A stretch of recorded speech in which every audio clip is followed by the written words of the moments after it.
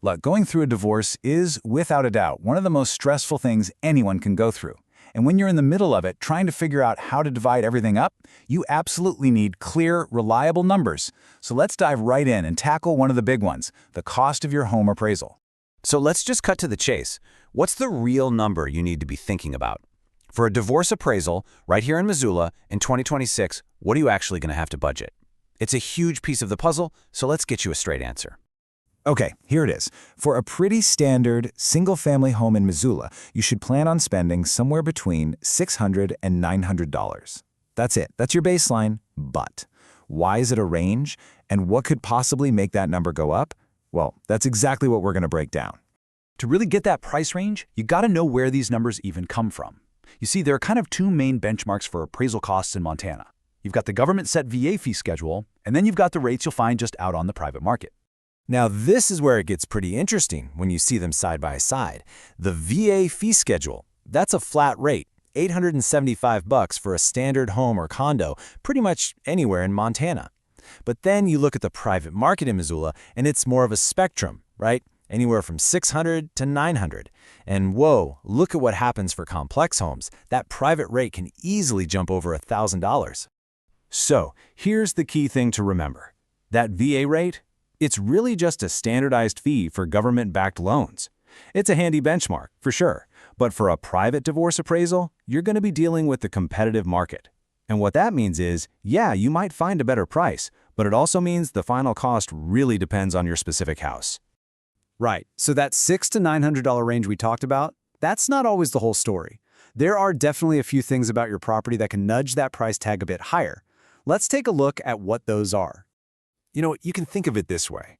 The more complicated your home is, the more time and brainpower it takes to value it correctly.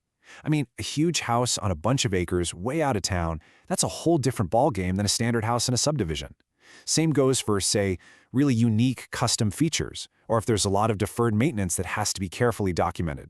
Oh, and if you need it done like yesterday for a court date, yeah, that can cost extra too. So you hear that term complex property, but what does it actually mean? Well, we're talking about homes that are just different. Maybe it has a historic designation or some really unique architecture. Or maybe you've got cool extras like a guest house or a workshop. Basically, if you can't easily compare your home to 3 others down the street, it's probably considered complex, and it's just going to need a deeper and more expensive analysis. Okay, let's pause for a second because this is probably the most important thing to get. A divorce appraisal is fundamentally different from the one you get for a simple refinance. The reason it costs what it costs and the reason it's so detailed, it's not just about finding a number. It's about making sure that number can survive in court. And this quote just nails it. This report isn't for a friendly loan officer at a bank. It's a legal document. It's going to be picked apart by attorneys, maybe even a judge. So it has to be absolutely rock solid, totally defensible, and perfectly documented, because you can bet it's going to be put under a microscope. So here's how it all fits into the process. Usually, both sides will agree to hire one single neutral appraiser. That person then creates this incredibly detailed bulletproof report, and then that report becomes an official part of the court record. It's the foundation for one of the biggest financial decisions you'll make in this whole thing: how to divide the property fairly. Okay, so let's pull all this back together. We've talked about the why, but what's the practical, real-world number you should actually put in your budget? Let's get back to the bottom line. So, let's just say it one more time to make it stick. For a standard, run-of-the-mill, single-family home in Missoula, this is your target. Get that number, $600 to $900, locked in your head. It's the best place to start your planning. But, and this is a really big but, if your home isn't standard. If you heard me describe your property a few minutes ago, large, rural, custom-built, all those unique features, then you need to adjust that budget.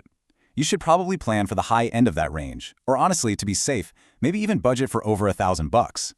And that really brings us to the final question, and this one's for you. Now that you know what goes into it, take a good hard look at your own home. Is it pretty straightforward, or are there some of those complex factors we talked about? Answering that question for yourself is what's going to give you the most accurate budget and really help you prepare for what's ahead.